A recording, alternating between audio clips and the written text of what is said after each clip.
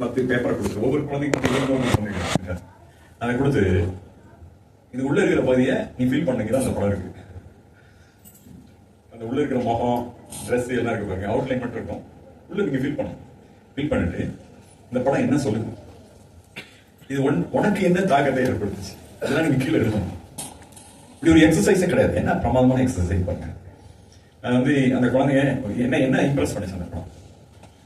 நீ எது அதுல சரியானதுன்னு நினைக்கிற. இப்படி ஒரு 4-10 கேள்வி கீழே இருக்கு. இந்த படத்தை நான் தேடணும். முதல்ல எங்க இருக்குன்னு 4 ஹாலுக்குள்ள இந்த பிள்ளைங்க போய் தேடணும். இது முன்னாடி உட்காந்து ஃபீல் பண்ணணும். ஏன் அப்படி எதுக்கு சொல்றேன், நான் அடிக்கடி சொல்லுவோம், அதாவது டு பிகம் அன் ஆர்டிஸ்ட் நீங்க முதல்ல பார்க்கணும். எல்லாரும் பார்ப்பாங்க, நான் சொல்றேன் எல்லாரும் பார்ப்பாங்க. ஆனா டு பிகம் அன் ஆர்டிஸ்ட் நீங்க ஊன்றி பார்க்கணும். இந்த மாடி எப்படி உட்கார்ந்துருக்கு, காலை எப்படி மடக்கிருக்கு, நான் வரைகிறதுக்கு முன்னாடி அதெல்லாம் பாக்குறேன். தலையை எப்படி திருப்பினா, காலை மடிக்கலைன்னா இப்படி நீட்டுனா இந்த பக்கம் திருப்பாது, இப்படிதான் எழுந்திருக்கும் போது இடுப்பு தூக்கி தான் இதெல்லாம் நான் பார்க்கணும். அந்த லோக்கமேட்டிவ் நான் பார்க்கலன்னா நான் வரைய முடியாது. நான் கூடவே நான் என்ன செய்யறேன், நல்லா எல்லாரும் பார்ப்பாங்க, நானும் பார்க்கிறேன். ஆனா ஊன்றி பார்க்கணும். கூட ஊன்றி பார்க்கறதோட என் கையை நான் பழக்கிறேன். நான் பார்க்கிறேன், அதிக நேரம் எடுத்து பார்க்கிறேன், கூட என் கையை பழக்கிறேன். அப்ப படம் வரைய பழகுறது, பார்க்க பழகுறது தான். படம் தான் படம் வரைய பழகுறது. அதை வந்து நாம சொல்லிக் கொடுக்கவே இல்லை. அதனாலதான் நமக்கு காமிக் புக் கல்ச்சர் கிடையாது. நம்ம வந்து காமிக் புக்கை வந்து சில்ட்ரன்ஸ்க்கான மீடியம் என்ன எடுத்துக்கோம். ஆனா உலகம் பூரா இப்ப என்ன நடக்குது தெரியுமா, உலகம் பூரா என்ன நடக்குது. ஜாப்பனீஸ் வந்து ஜப்பானியர்கள் வந்து ஒரு வாரத்துல, நான் டெசுகோ மியூசியம் போனேன். டெசுகோ கிரேட்டஸ்ட் மாஸ்டர் ஆஃப் ஜப்பான். அவங்க என்னன்னா, ஜாப்பனீஸ் என்னன்னா பந்து விளையாடுறதையும் காமிக் புத்தகம் தான் படிப்பாங்க. சமைக்கிறது நீங்க எதை சொன்னீங்கன்னா காமிக் புத்தகம் படிப்பாங்க. அந்த ஒரு வாரத்துல 40 காமிக் புத்தகம். ஒரு காமிக் புத்தகமும் 400 பக்கத்துல இருந்து 600 பக்கம்.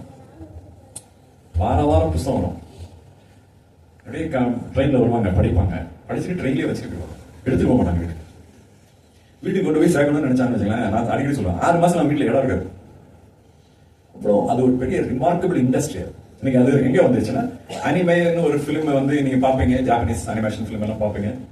அது வந்து கவுண்டர் டு டிஸ்னி செலவழிக்கிற மாதிரி செலவழிக்க முடியாது. அதனால என்னன்னா, அந்த படம் எப்படி முதல்ல ஆரம்பிச்சாங்கன்னா, இப்ப ஒரு பொண்ணு பார்த்துட்டே இருக்கா அப்படின்னா வெறும் தலைமடி மட்டும் ஆடிட்டே இருக்கும். நீங்க பாத்துப்பீங்க இந்த படங்கள்லாம். அவன் நான் திரும்பினா வந்து தலைமடி திரும்ப அவ்வளவுதான், கோவப்படுதான் எவ்வளவு. அப்புறம் நடந்த ஒரு என்ன சொல்றது, பாவாடை ஒரு மாதிரி ஒரே மாதிரி சைக்கிளிக் ஆடும். அப்படின்னா என்னன்னா, லேபரை குறைச்சு ஆனா வந்து அதிகமா ஒரு ஃபுல் ஃபிலிம் எடுக்கிறதுக்கான டெக்னிக் அவங்க கண்டுபிடிப்பாங்க. ஜாஸ்தி செலவழிக்கூடாது, டிஸ்னி மாதிரி செலவழிக்க முடியாது.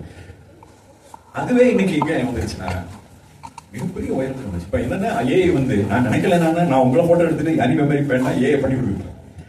ஏஐ எங்க வந்துருச்சுன்னா, இப்ப எங்களுக்கு அது ஆச்சரியமான இடத்துக்கு கூட்டிட்டு வந்துச்சு. கம்ப்யூட்டரை முதல்ல நான் பயன்படுத்த ஆரம்பிக்கும் போது என் கூட ஃபெலோ ஆர்டிஸ்ட் என் கூட இருந்தவங்களே எல்லாருமே கம்ப்யூட்டர்லாம் ஆர்ட் கிடையாது அப்படின்னு என்கிட்ட சொன்னாங்க. அப்பயே எனக்கு தெரிஞ்சிருச்சு, 5 வருஷத்துல நீ அதோட கனெக்ட் ஆகல, 15 வருஷத்துல நீ தாண்டா தக்குறின்னு சொல்லுவாங்க. இந்த உலகம் உடனே தக்குறின்னு சொல்லுவாங்க. அப்ப வந்து தெரியல அவங்களுக்கு. நாங்க என்னன்னா, அதாவது ப்ராப்பரா நான் சொன்னது மாதிரி அனிமேஷன் இது கம்ப்யூட்டர் இவ்வளவு பெரிய உயரத்துக்கு, எல்லாரும் ஆப்பிள் பவுண்டர் எல்லாரும் சொல்லுவாங்க, இவ்வளவு பெரிய உயரத்துக்கு அந்த இது வந்து வரதுக்கு காரணம் என்னன்னா, பின்னாடி அவங்க அனிமேஷன் ஃபிலிம் தான் ப்ரொடியூஸ் பண்ணாங்க. அதுதான் இதை கூட்டிட்டு வந்துச்சு. கம்ப்யூட்டருடைய வளர்ச்சிக்கு அனிமேஷன் ஃபிலிம் தான் ஹெல்ப் பண்ணிச்சு. பிக்சார் இதெல்லாம் அதுல தான் வந்துச்சு. எப்படின்னா, அதாவது ரெண்டும் கனெக்ட் ஆக இப்ப அந்த இடம், அதனாலதான் வெறும் வார்த்தையா இல்லாம ஏஐ இவ்வளவு பெரிய முக்கியமான இடத்துக்கு வாரதுக்கு இந்த சமகாலத்தில் இதுக்குனால கிடைச்ச அந்த என்ன சொல்றது, ஒரு ஆர்டிபிஷியல் இன்டெலிஜென்ஸுக்கு கிடைச்ச எக்ஸ்போஜர், அறிவு இருக்கு பாருங்க, போய் தேக்கம் இருக்கு பாருங்க, அதுதான் அதை இந்த இடத்துக்கு கூட்டிட்டு வருது. இப்ப எங்க வந்துருச்சுன்னா, நாங்களே அதை இப்ப எக்ஸ்பீரியன்ஸ் பண்றோம். இப்ப எங்க வந்துச்சுன்னா, நீங்க ப்ராம்ப்ட் பண்ண செய்யறதில்ல. நாங்க வந்து ஒரு 20 வருஷத்துக்கு முன்னாடி நான் வந்து ராமநாராயணன் படம் பண்ணும்போதுனா, ராமநாராயணன் பண்ணும்போது நாங்க அவ்வளவு அவசரம் நான் பண்ணேன். அவருக்கு எல்லாம் நானே, அவருக்கே தெரியாது சொல்லலாம், ஏன் இதை எடுக்கிறேன்னு தெரியாது. அப்ப வந்து எனக்கு தெரிஞ்சு என் கூட ஒர்க் பண்ணதுல என்கே விஸ்வநாதன் ஒரு கேமராமேன், அவர் படத்துக்குலாம் வந்து ஒர்க் பண்ணிருக்காரு. அவரு என்னன்னா, அவரு ஸ்பெஷல் எஃபெக்ட் பண்ணாரு. கல்யாண ராமன்லாம் சிவர் என்ன சொல்லுங்க, கமலஹாசனை இரட்டை வேஷம்லாம் செய்யறது, நிறைய படங்கள் எடுத்துக்கிட்டாரு. அவருக்கு இதெல்லாம் தெரியும். அது வந்து அவர் ரொம்ப வெரி ஸ்ட்ராங் கேமராமேன். அப்படி எப்படின்னா, டபுள் ஆக்ஷன் எடுக்கிறதுனா நீங்க வந்து ஸ்டுடியோல எடுத்தா லைட்டை கண்ட்ரோல் பண்ணிடலாம். சன்லைட்ல எடுக்கிறேன்னு ஒரு பாதியை மறைச்சு இன்னொன்று எடுக்கிறேன்னா டென்சிட்டி கரெக்டா இல்லைன்னா ஆக்கோட இது லைட்டாவும் டார்க்காவும் தெரியும். அவ்வளவு என்ன சொல்றீங்க நாலேஜோட செய்யறது. அப்படி செய்வது அவரோட நாங்க சேர்ந்து ஒர்க் பண்ணப்ப நாங்க என்னன்னா அப்ப வந்து நாங்க ஷூட் பண்ணதை போய் ரெக்கார்ட் பண்ணதை கொண்டு போய் கம்ப்யூட்டருக்கு டிரான்ஸ்ஃபர் பண்றதுக்கு ஸ்கேன் பண்ணணும். எவ்ரி ஃப்ரேம் ஸ்கேன் ஆகி அதை கம்ப்யூட்டர் கொண்டு வந்து கம்ப்யூட்டர்ல நாங்க இமேஜ் ப்ராசஸிங் பெயிண்டிங் அதெல்லாம் பண்ணிட்டு திரும்பி கொண்டு போய் பிலிம்ல நாங்க பதிவு பண்ணோம். அதை அப்ப பெரிய செலவு அதுதான். முதல்ல ஸ்கேன் பண்ணணும், திரும்பி கொண்டு போய் பதிவு பண்ணல. அந்த நேரத்துல எவ்ரி ஃபுட்டேஜ் ஃபிலிம் மட்டும் ஃபுட்டேஜ் மட்டும் இல்ல, திரும்பி ஸ்கேன் ஆகி திரும்பி பிரிண்ட் ஆகுது இருப்பாங்க. அது எல்லாமும் லென்த்ல எக்ஸ்பென்ஸ்.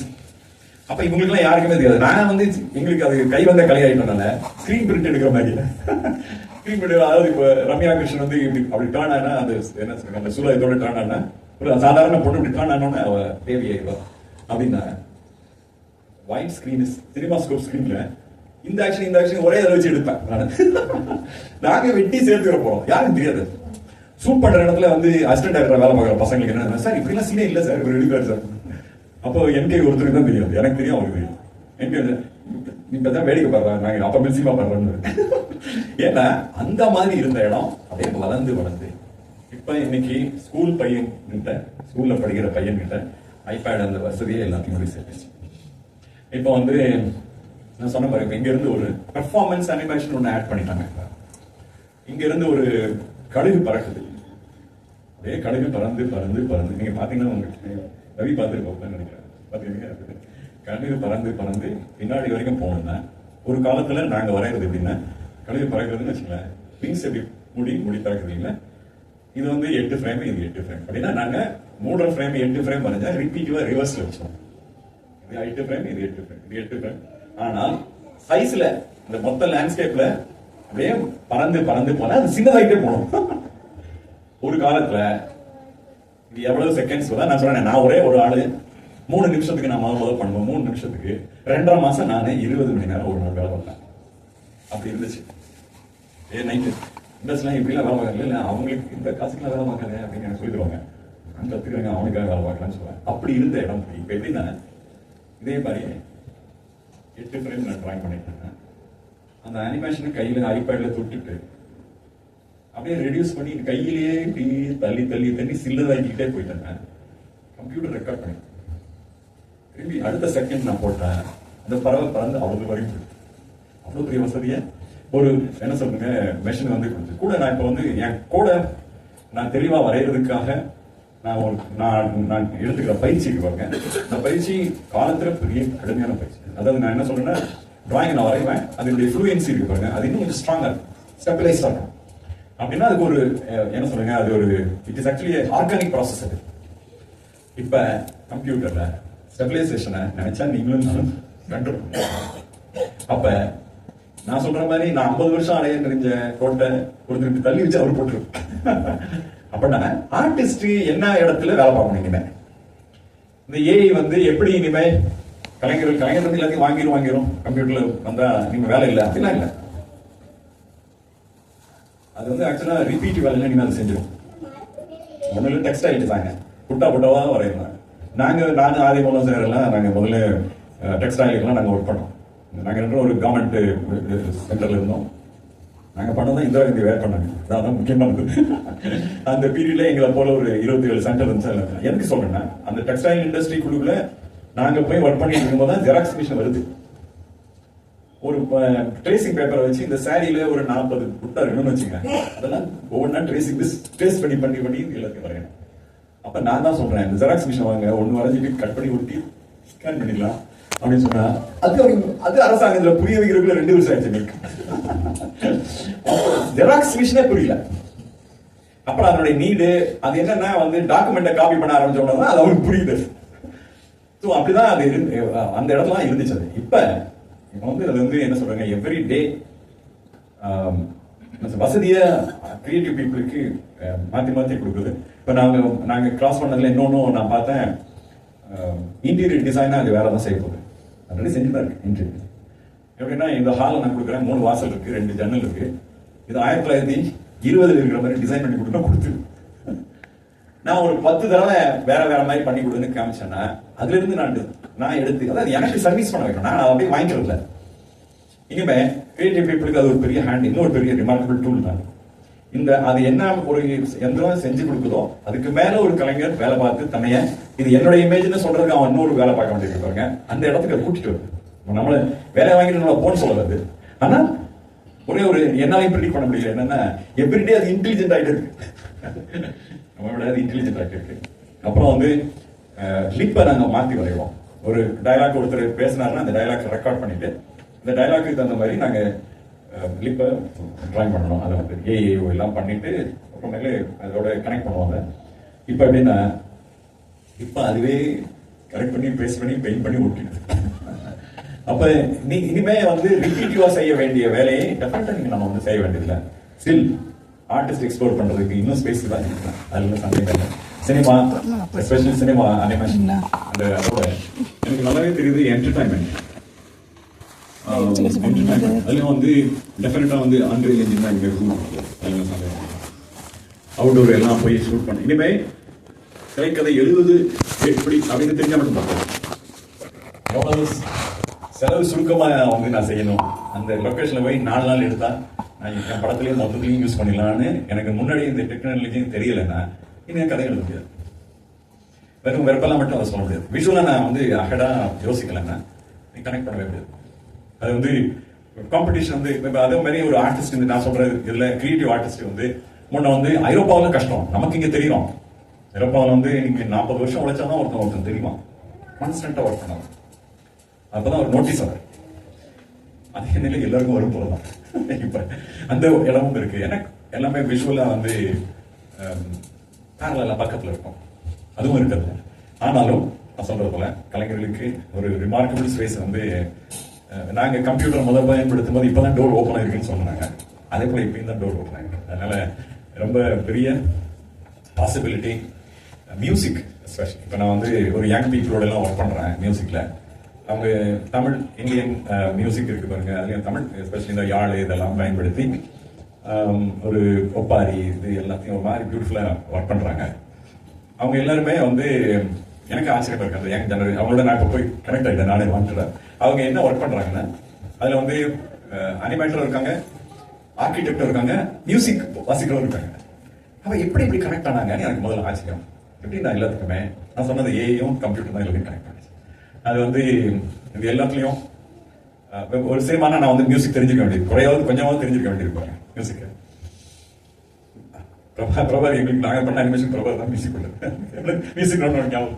ஆக்சுவலா என்னன்னா நீங்க எங்களுக்கும் வந்து அந்த பல்ஸோட அதை வந்து ஷார்ட்டா எப்படி டிவைட் பண்றது அப்படின்ற எக்ஸசைஸ் தெரியணும்னா இதெல்லாம் கொஞ்சம் கொஞ்சமாவது நீங்க ஒரு சின்ன எக்ஸ்போசர் வேண்டியிருக்கு. அதான் நான் சொன்னேன் எதுக்கு இதை கடைசியில் இங்கே கொண்டு வந்து நான் நிறுத்தணும்னு நினைக்கிறேன்னா இனிமே வந்து எதுவும் தனித்தனி ஃபார்ம் இல்லை, ஆர்ட் ஃபார்ம் இல்லை.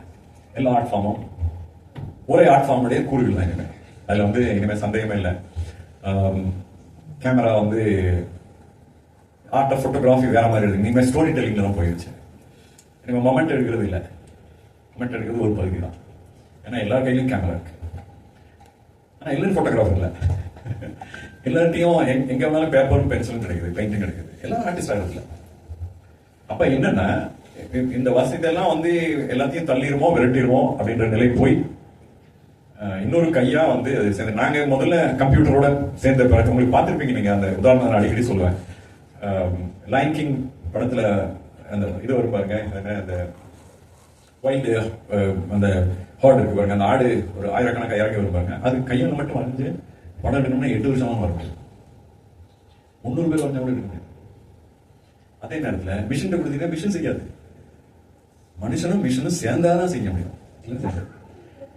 மிஷின் இல்லைன்னா மனுஷனால செய்ய முடியாது. மிஷின் மட்டும் தனியா மனுஷன் நம்ம செய்ய முடியாது.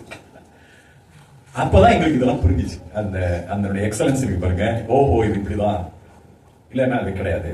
ஆர்டிஸ்டிக் ஸ்பிரிட் எங்க யாருன்னா கடைசியில் எல்லாம் போனாலும் எது போனாலும் சாஃப்ட்வேர் மனுஷன் தானே. அதனால வந்து ஆர்டிஸ்ட் எதுக்கு எது சொல்றேன்னா இனிமே எங்கேயோ ஒரு இடத்துல கல்வி திட்டத்துக்குள்ள வரணுமா, அது வந்து ரொம்ப முக்கியமான இடம் இருக்கு.